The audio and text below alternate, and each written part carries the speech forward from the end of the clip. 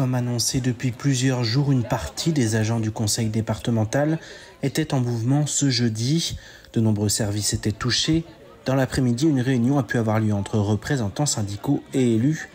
Et au sortir des discussions, les revendications n'ont pas fait l'objet d'un accord. Ce jour, on n'a traité aucun sujet, donc il n'y a aucune avancée en termes de gains, puisqu'on n'est pas allé au fond des choses. Voilà, c'était juste un moment de reprise du dialogue social et de définition d'une méthodologie commune de travail.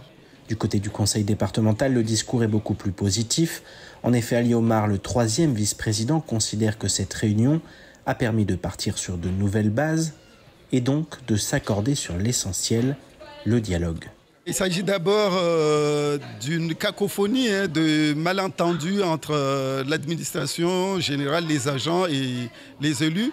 Bien sûr, nous avons réussi à poser les sujets sur la table, à discuter franchement. Et on se rend compte que finalement, nous sommes en phase dans les idées par rapport à la mise en place des choses. Seulement, le problème, c'est qu'il y avait malentendu, effectivement. Ils pensaient des choses que nous ne pensions pas. Donc là, les choses, je veux dire, les tabous étaient levés. Nous avons discuté, posé les sujets sur la table. Nous allons continuer à le faire par rapport au dialogue social, puisqu'il s'agit d'abord de ce dialogue qui a été rompu, qui n'a pas été pu mener effectivement à bien. Donc les agents avaient l'impression qu'on les méprise, mais il n'était pas question, il n'y a pas une question de mépris. La majorité de M. Benissa Osseni travaille bien sûr en concertation et en accord avec les syndicats, avec tous les partenaires, les agents. Du côté des syndicats, si l'on veut croire aux bonnes volontés de la nouvelle majorité, on reste prudent quant à la suite des événements. Si la méthodologie de travail qu'on a mis en place arrive à produire des résultats, là, on aura des motivations qui vont nous retenir de descendre dans la rue. Mais si il s'avère que ce sont des paroles en l'air, eh bien, à la fin du Ramadan, on se retrouvera en grand nombre sur les mêmes lieux pour renouveler le mouvement de grève. Les préavis de grève sont donc maintenus pour les 10, 11 et 12 mai prochains. À suivre. C'est pas exactement un promoteur immobilier dans le sens où nous, on n'a pas un but lucratif. D'accord. Nous, l'objectif, c'est de développer des logements abordables, mais le modèle économique n'est pas de faire de l'argent au bout. C'est-à-dire qu'il faut qu'on trouve un équilibre.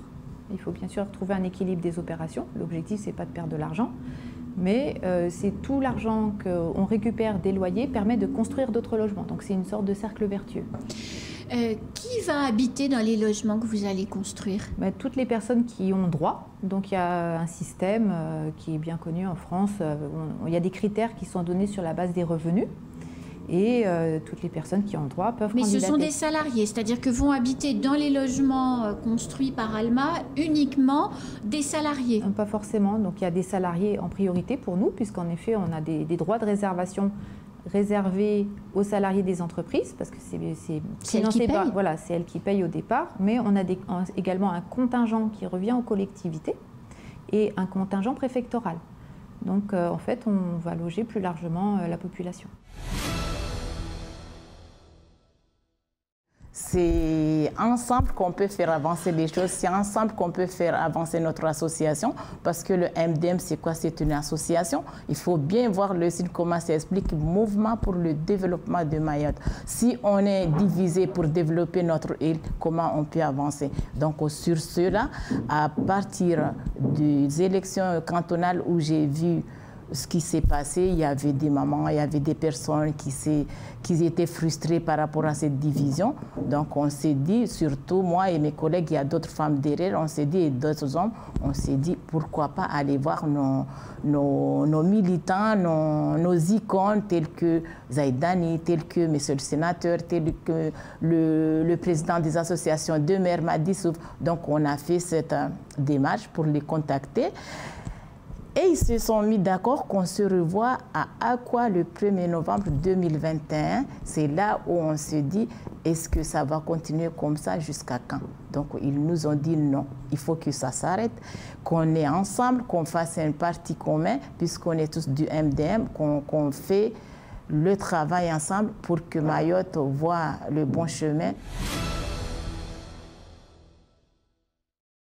28 nouveaux rapports ont été adoptés par le conseil départemental.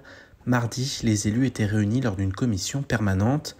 Ils ont validé le programme opérationnel Interreg Canal du Mozambique pour la période 2021-2027. Cette zone de coopération doit devenir un espace dédié à la recherche, à l'innovation, au numérique et au développement économique des entreprises. Le CD a également acté la création d'une salle de formation connectée au CNAM. Objectif: soutenir les métiers de l'innovation technologique et développer une réelle offre de formation pour les professionnels. Un observatoire départemental de la protection de l'enfance de Mayotte va également voir le jour. Enfin, les élus ont adopté un rapport relatif au projet de décret de l'État visant à faire passer la durée maximale de maintien en rétention administrative de 24 heures à 48 heures. Une crèche va ouvrir ses portes prochainement à Mtsamboro. Les travaux du bâtiment sont achevés. Les agréments d'ouverture sont quasiment acquis. La mairie a décidé de passer par une délégation de service public. La crèche pourra accueillir 36 enfants de 3 mois à 3 ans. C'est l'association Les Marionnettes qui assurera la gestion de cet établissement très attendu par les familles. En effet, pour l'heure, il n'existe aucune structure de ce type à Mtsamboro.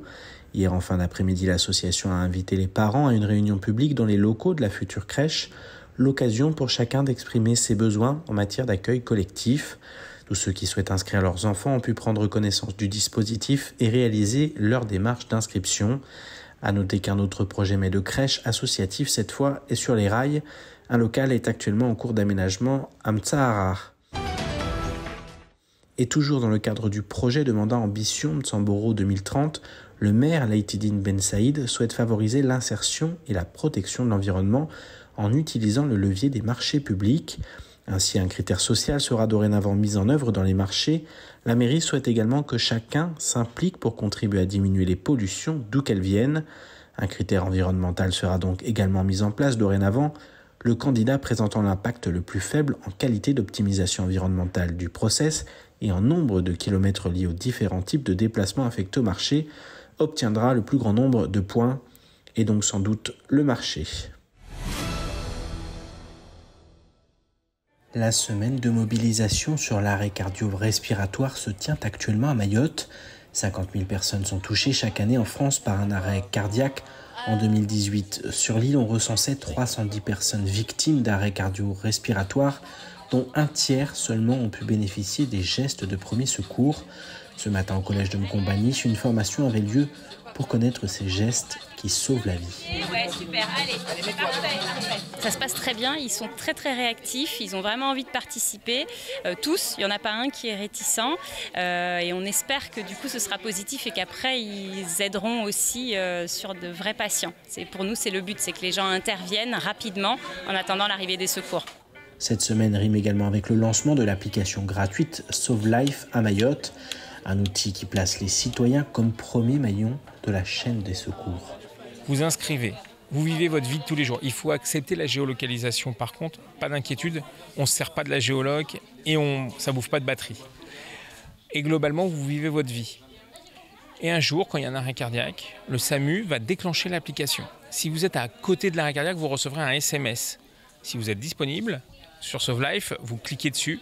Et Sauve Life va vous guider pour aller sur place par le GPS et le SAMU va vous suivre en temps réel.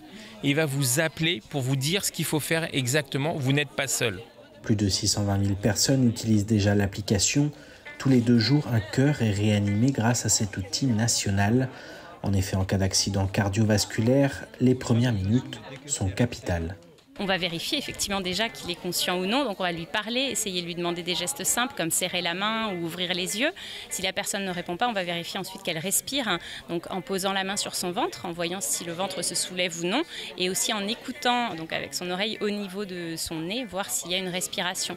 On le fait pendant 10 secondes, et s'il n'y a pas de retour, on imagine que la personne est en arrêt cardiaque. Donc on va commencer le massage cardiaque, et on va très simplement placer ses 2 mains l'une sur l'autre au milieu de la poitrine. On trace une croix au milieu de la poitrine, une croix imaginaire, et on va appuyer très très fort et le plus vite possible, le plus longtemps possible, en attendant d'avoir du relais. On ne doit pas s'arrêter au niveau du massage cardiaque, c'est vraiment important parce qu'on prend le relais du cœur pendant qu'il ne fonctionne plus.